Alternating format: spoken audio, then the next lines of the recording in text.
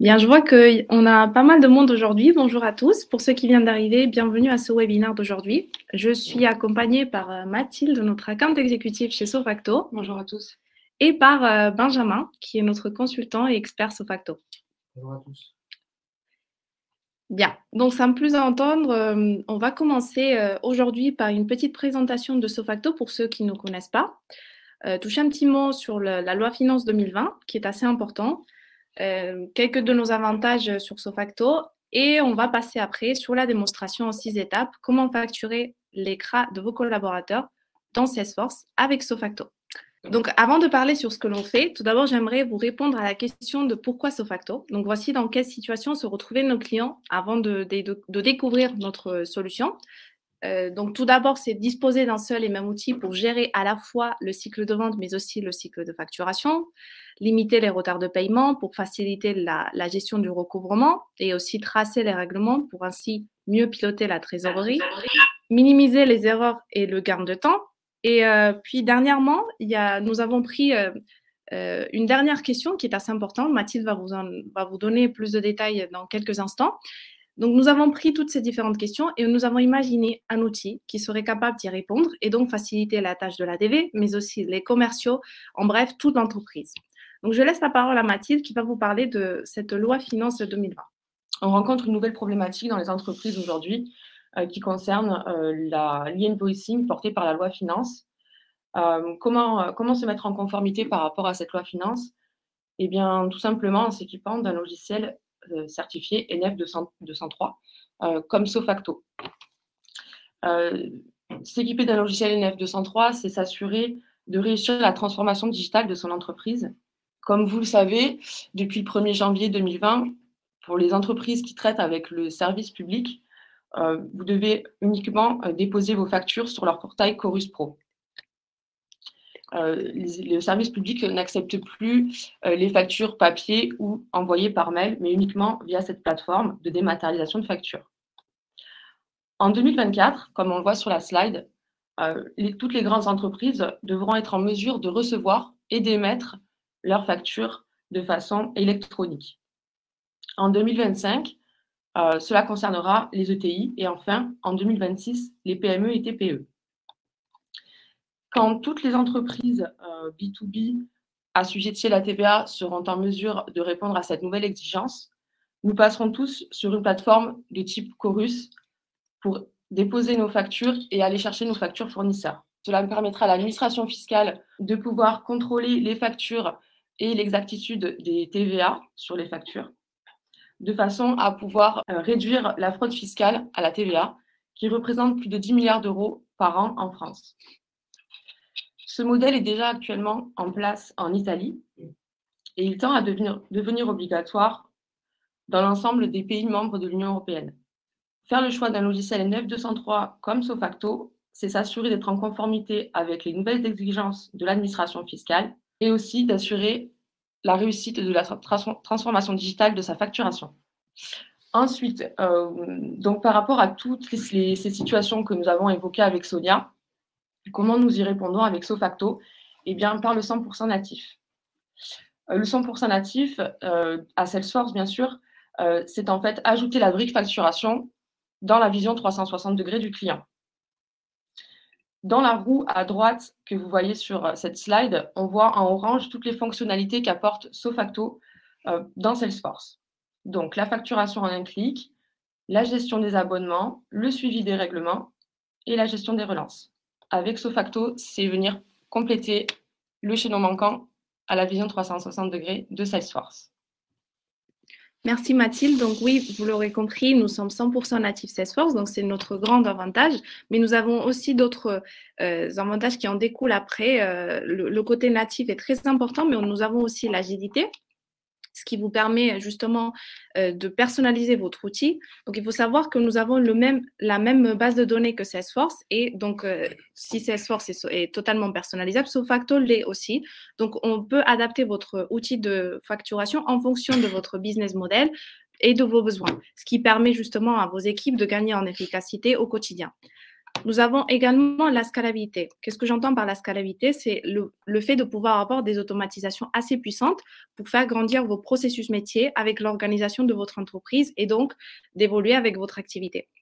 Nous avons plusieurs automatisations qui sont disponibles. Celles qui reviennent le plus souvent et les plus demandées par nos clients, c'est surtout avoir une émission automatique de factures, mais aussi la relance des factures ou des abonnements. Ça dépend de votre business model, bien entendu.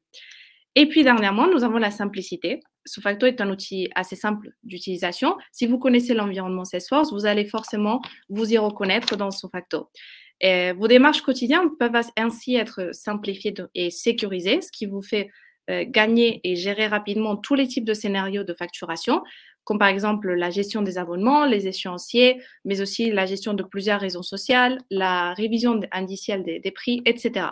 Maintenant que nous avons présenté tous les avantages de Sofacto, voici les clients qui nous ont fait confiance. Donc, vous voyez que ces clients comme AXA, Se Loger, ABTST sont de tous les secteurs d'activité, donc de secteurs d'activité très variés et de toute taille d'entreprise. Cela est bien représentatif de notre capacité à nous adapter aux différents process que l'on peut rencontrer dans les entreprises. Comment différencier Sofacto? Eh bien, Sofacto, c'est une entreprise qui fait partie de la French Tech, qui est donc française, qui est 100% native à Salesforce et qui lui confère les capacités, des possibilités de connexion API Salesforce à des outils de paiement comme Stripe ou GoCardless, comme Chorus, comme Acorus, dont j'ai parlé un petit peu précédemment. D'ailleurs, nous organisons un webinar sur le thème Chorus Pro le 21 avril prochain à 11h. Et ensuite, le 100% natif, eh bien, ça permet aussi de pouvoir se connecter eh bien, à CPQ comme produit Salesforce ou à Field Service ou encore à Service Cloud. Sofacto, c'est un logiciel qui est certifié NF203. C'est une communauté de plus de 7000 users et plus de 200 clients. Nous avons donc des clients dans plusieurs secteurs d'activité comme l'high-tech pour une part de 22%, le professional services 20%, et nous suivons aussi les tendances du marché puisque nous avons plus de 17 nouveaux clients dans le secteur de l'énergie depuis 2020 et 14 nouveaux clients dans les médias. Merci Mathilde. Donc, nous allons passer maintenant au sujet de ce webinaire.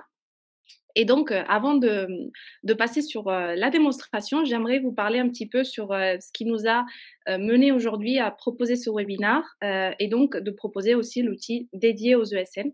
Donc, comme on l'a déjà expliqué, nous sommes 100% natifs et donc nous avons développé un outil en fonction des différents business models.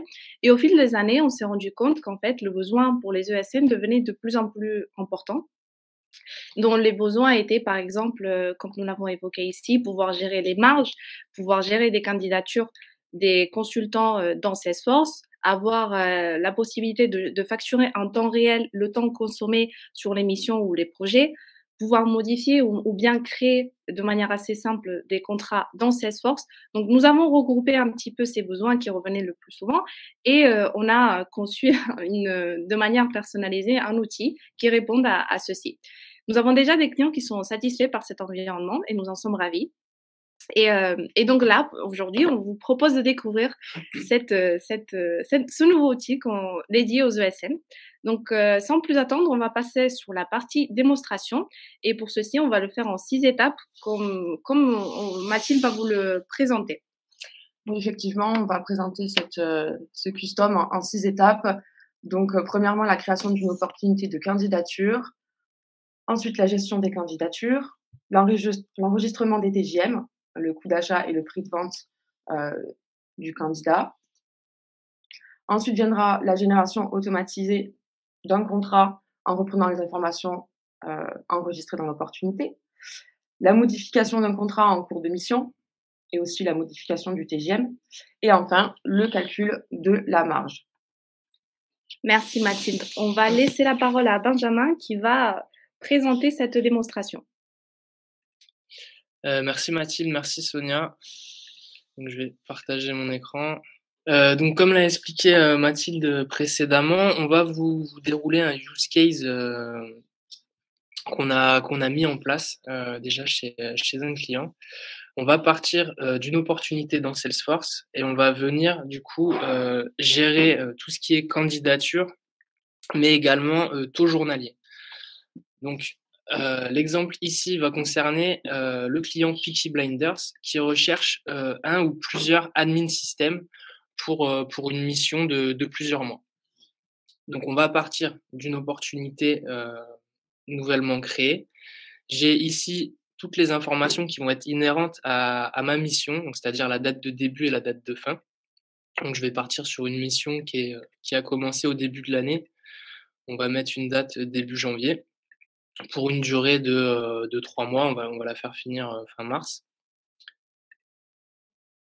J'ai également un onglet donc directement sur mon opportunité qui va concerner toutes les informations de facturation. Donc, on va les renseigner ici à ce seul endroit dans le but d'automatiser derrière la création des factures, que toutes ces informations remontent de manière automatique. Donc, la raison sociale, ça va être l'émetteur de la facture. Donc, dans notre cas, c'est CloudKix ici, qui est la seule raison sociale de cet environnement de démo. La périodicité, c'est-à-dire est-ce que sur cette durée de 3 mois, je vais facturer une fois? Est-ce que je vais facturer chaque mois? Est-ce que je vais facturer, donc il y a plusieurs possibilités, hein. On peut être sur des contrats très longs, on peut facturer de manière annuelle, semestrielle.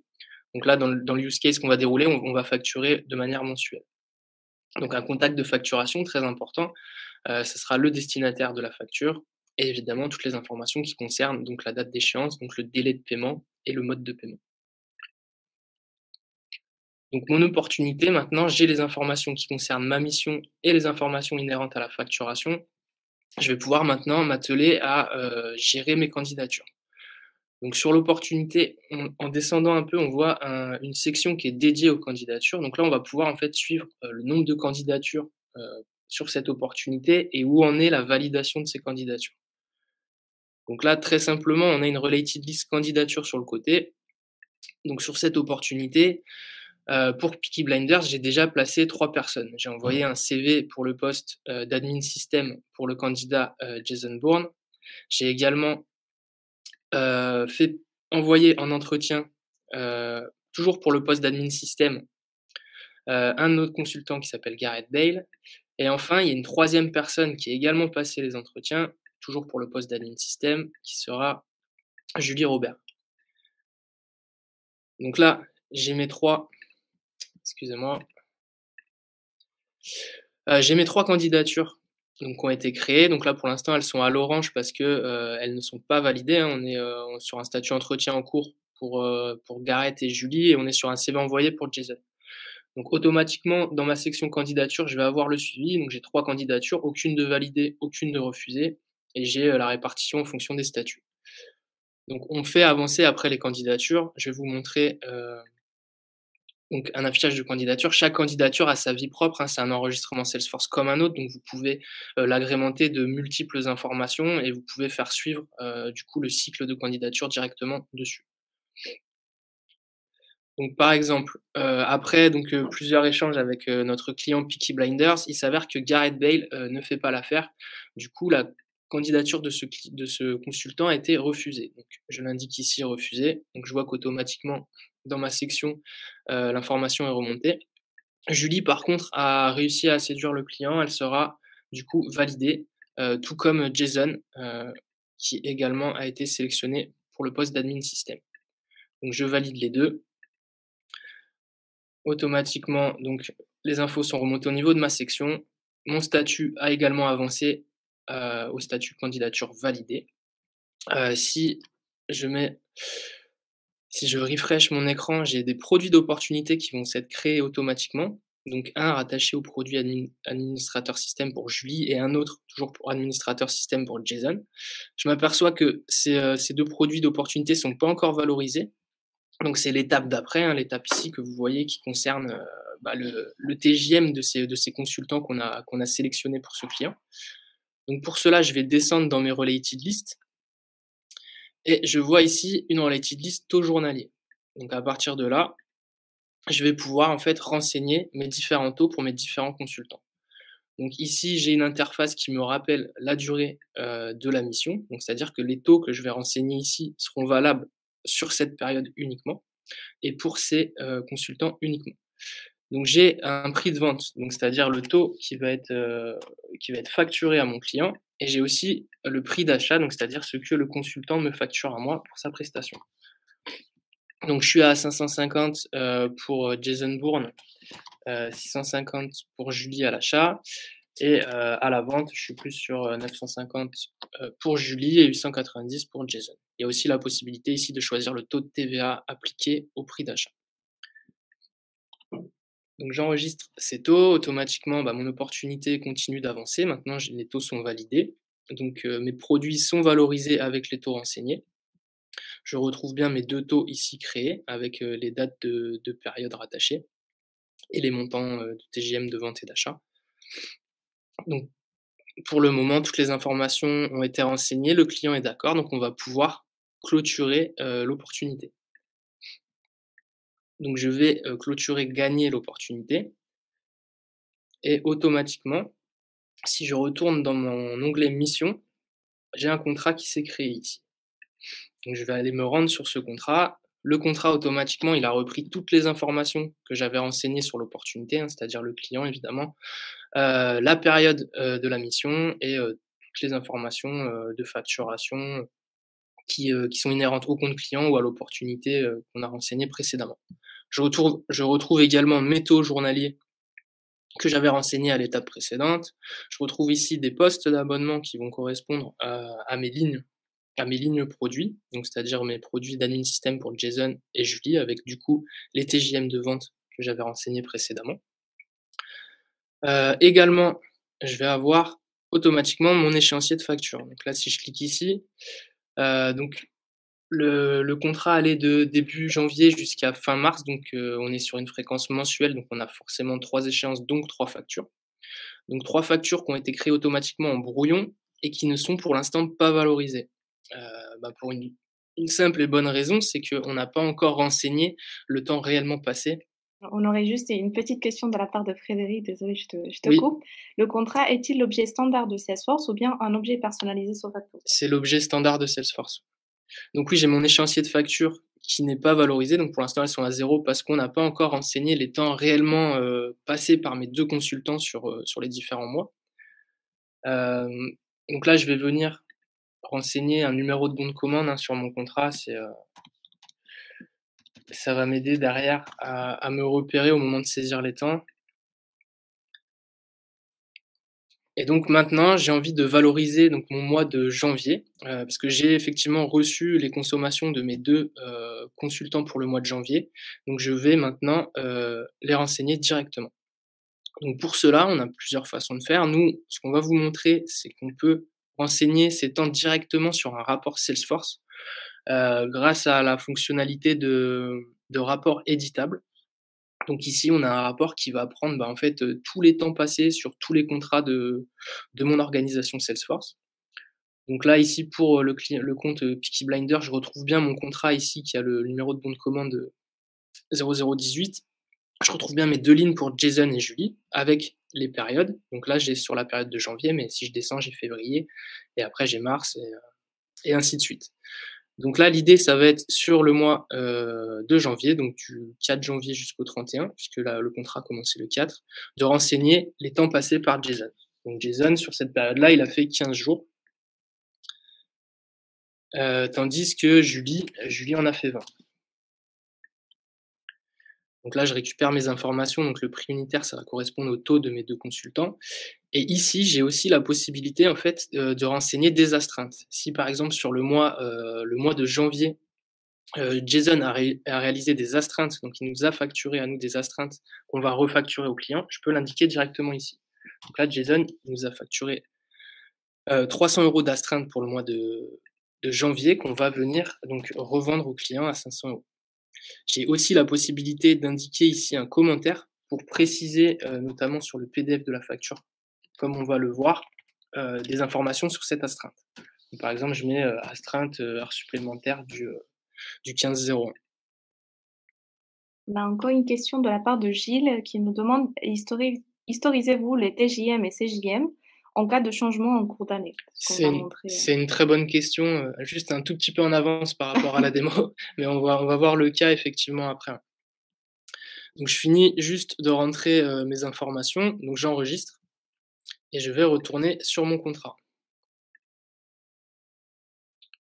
Donc sur mon contrat, automatiquement, j'ai ici un onglet temps passé qui va venir en fait, récupérer tous les temps que j'ai rentrés sur ce contrat-là. Donc là, je vois que sur mon contrat qui fait 3 mois, sur le premier mois, je retrouve bien les 20 jours de Julie et les 15 jours de Jason. J'ai même le détail de ces enregistrements en dessous. Donc si je passe dessus, j'ai même les infos sur les montants d'astreinte d'achat et de vente concernant Jason. Et même chose pour Julie qui n'a pas eu d'astreinte ce mois-ci. Ce qui est intéressant, c'est que si on retourne sur mon échéancier de facturation lié à mon contrat, je vais m'apercevoir que ma facture de janvier, automatiquement, elle a été valorisée.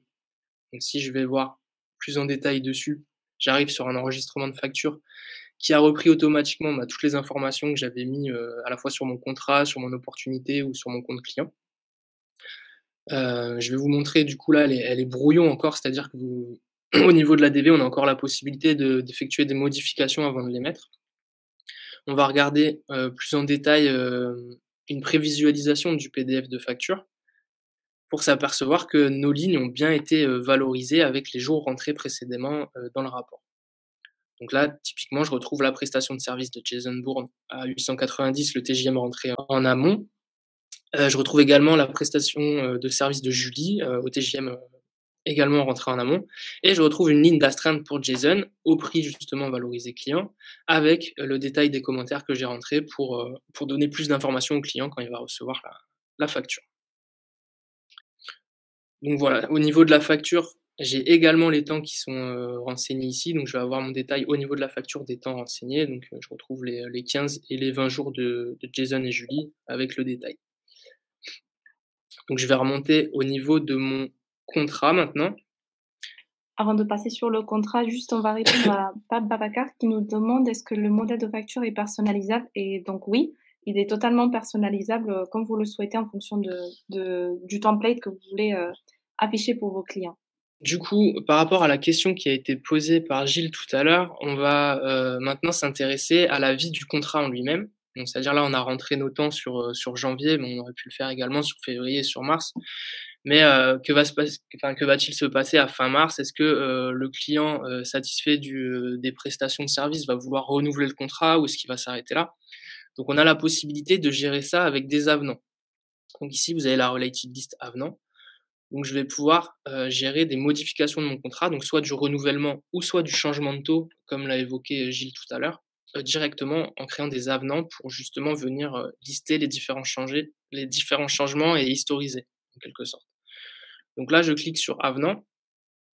On a défini pour l'instant 2 types d'avenants, un type renouvellement et un type changement de taux. Donc le type renouvellement, c'est pour repousser la date de fin du contrat via un avenant. Et le changement de taux, on va laisser on va pas changer la date de fin du contrat, mais par contre, on va changer à date le taux d'un ou des consultants sélectionnés. Donc, premier exemple, je vais vous faire le cas du renouvellement. Donc, le renouvellement, le contrat en cours, j'ai ici l'indication des dates initiales, donc du 4 janvier au 30 mars. Mon nouvel avenant, je veux le faire démarrer quand? Je veux le faire démarrer début avril jusqu'en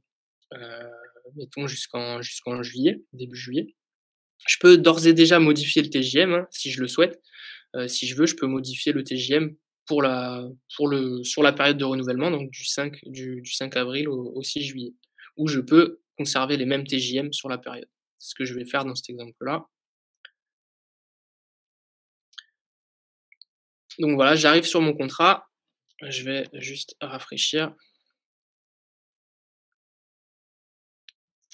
Et j'ai un avenant qui a été créé ici, donc avec les nouvelles dates qui vient compléter mon contrat, donc du 5 avril au 6 juillet. Donc j'ai mon avenant 1 ici, tous les avenants sont numérotés pour pouvoir justement historiser toutes les modifications. Donc là, j'ai l'information que les taux n'ont pas été modifiés. Si je redescends, j'ai toujours les mêmes taux, seulement juste les dates d'affectation des taux ont évolué. On va juste répondre à la question de Frédéric qui nous demande est-ce un enregistrement pour les avenants hiérarchiques du contrat dans l'objet contrat? Non, c'est un enregistrement, c'est un objet Sofacto qui fait partie du package Sofacto. Très bien. Et est-ce que les TJM qu'on utilise viennent d'un objet standard Pricebook? Non. Non, ça va être vraiment sur les enregistrements taux journaliers que vous voyez. Nous, on utilise bien le produit Salesforce pour pour ici le produit admin système. Mais par contre, la définition des prix, on vient directement le renseigner au niveau du produit d'opportunité. Très bien. 2 questions encore. Dans le cas où les collaborateurs saisissent l'écran via Community dans l'Experience Cloud, est-ce que Sofacto s'intègre justement à Experience Cloud? Oui, bien sûr. Bien sûr, on reste disponible pour les, sur la community. On a des licences dédiées d'ailleurs. Et pour l'intégration API, après, oui, c'est également faisable. Tout dépend en fait après de comment vous voulez gérer ça. Quelles sont les volumétries aussi, il faut adapter après la solution en fonction de la volumétrie, mais ces informations sont enfin ces 2 possibilités sont envisageables, clairement. Il y a encore une question qui est en train de s'écrire. Comment l'utilisation de ce produit est facturée? Modèle de licence, OK, par rapport à la solution, en elle-même dans sa globalité? Bah, ça commercialement, c'est pas, moi personnellement qui vais y répondre sur l'offre Pour toutes qui les est questions, commerciales, on n'hésitera pas de prendre contact avec vous pour en parler, plus en détail, en fonction de vos besoins.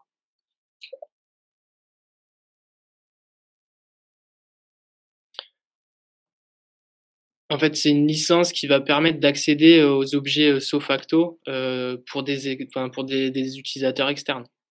C'est simplement des licences, community, qui ont aussi accès aux objets Sofacto qu'on va partager sur Experience Cloud. Bien, s'il n'y a pas d'autres questions, on va continuer sur la démonstration avec Benjamin. Donc du coup, je viens de créer un avenant pour renouveler mon contrat, donc toujours au même taux. Mon contrat qui maintenant court jusqu'en juillet. Donc je vais regarder si automatiquement mon échéancier de facture a été mis à jour. Donc précédemment, j'avais 3 factures puisque mon contrat allait jusqu'en mars. Maintenant, j'ai bien 7 factures puisque mon contrat porte désormais jusqu'en juillet. Donc l'échéancier a automatiquement été mis à jour. Maintenant, on va s'intéresser donc au deuxième cas. Toujours, je vais générer un avenant et je vais venir, générer un avenant de changement de taux. Donc c'est le cas, qui a été abordé par Frédéric tout à l'heure. Donc là, j'ai, ma date du dernier avenant en cours, donc la date de l'avenant actuel, hein, allant du 5 avril au 6 juillet. Donc là, il n'est pas question de renouvellement, donc la date de fin d'avenant ne changera pas. Par contre, la date du début de l'avenant va venir indiquer à partir de quelle date je vais faire évoluer, les TJM de mes consultants. Donc là, sur le mois d'avril, on va conserver, mais mettons que courant mai, je vais venir donc modifier les TJM et je vais passer donc le TJM de Julie à 1100. L'achat aussi, hein, on peut le modifier, enfin c'est pareil. Pareil, celui de Jason, je vais le passer à 990, mettons. Et derrière, je vais donc sauvegarder. Donc là, encore une fois, je vais avoir un deuxième avenant qui a été créé. Donc l'avenant qui commencera du coup en mai, hein, c'est pour ça qu'il est à l'orange pour l'instant, c'est parce que celui qui est actuel, celui qui concerne la date d'aujourd'hui, c'est celui-là. Et cet avenant, du coup, on retrouve les dates. Là, on a bien l'information comme quoi les taux ont été modifiés. Et si je redescends dans mes taux sont historisés ici. C'est-à-dire que je vais avoir donc mes taux de Jason et Julie qui allaient jusqu'en mai, et à partir du 12 jusqu'à la fin, j'ai les nouveaux taux. Donc tout est historisé en fait.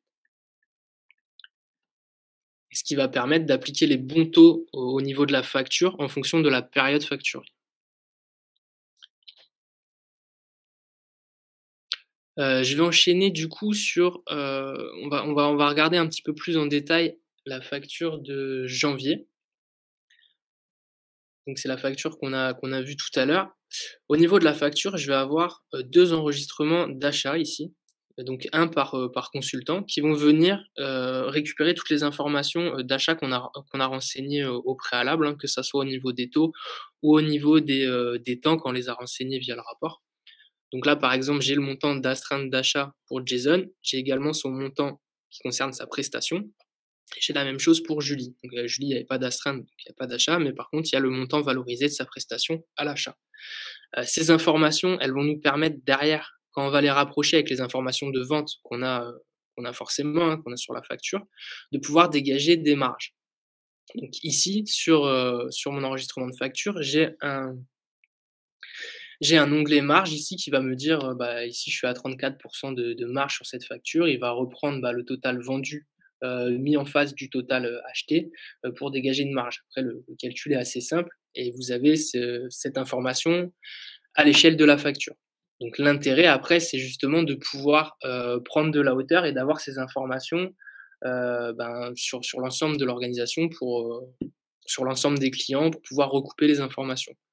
Donc après, comme on est natif Salesforce, il est très facile derrière de mettre en place des dashboards, des rapports qui vont pouvoir en fait remonter de la marge globale, de la marge par compte. Là, c'est un exemple ici qu'on va vous présenter, mais je peux avoir une marge moyenne sur l'ensemble de mon organisation, donc pour tous mes clients. Je peux avoir une marge mensuelle en volume, enfin en valeur ou en pourcentage suivant l'évolution par mois. Je peux également avoir des marges par compte client. Je peux après recouper la donnée comme je veux puisque je suis dans Salesforce. J'ai à disposition les outils que sont les tableaux de bord et les rapports pour pouvoir recouper la donnée.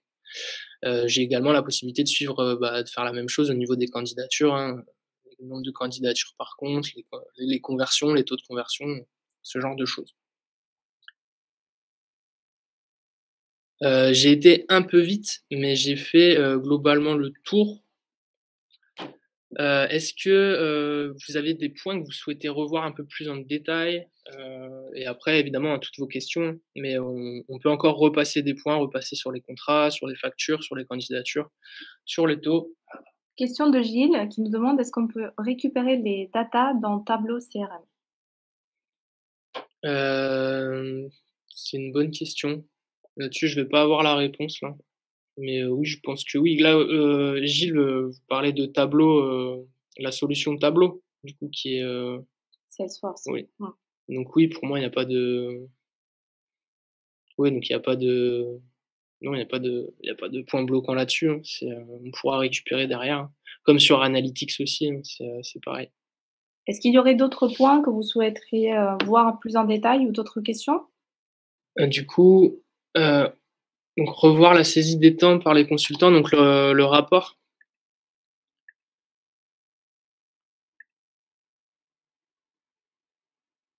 Donc c'est un rapport Salesforce après, hein, donc on a récupéré des informations, à la fois au niveau des enregistrements de temps passés, mais on peut reprendre des informations du compte, de la facture, du contrat, hein, pour les bons de commande qui vont nous permettre en fait d'arriver à s'y retrouver, quoi. Mais c'est une façon de charger les temps de consommation sur Salesforce. Ça dépend après des volumétries, hein, parce qu'évidemment sur des volumétries importantes, ça sera peut-être plus pertinent d'utiliser soit la community comme ça a été abordé tout à l'heure, ou soit une connexion API directement, hein, pour rapatrier tous les volumes, automatiquement dans Salesforce. Alors pour Chorus Pro, pour répondre à la question, non, du coup, c'est le 21 avril à 11h. Pour ceux qui souhaitent s'y inscrire dès maintenant, nous allons créer l'événement dans la journée sur LinkedIn où vous allez pouvoir vous y inscrire pour ceux qui sont intéressés. Bien, si tout a été clair pour aujourd'hui, en tout cas, on vous remercie pour votre présence en espérant que ceci vous a vous pouvez au moins vous y retrouver dans vos activités, dans vos business models. Merci pour votre participation et je vous souhaite une très agréable journée à vous tous.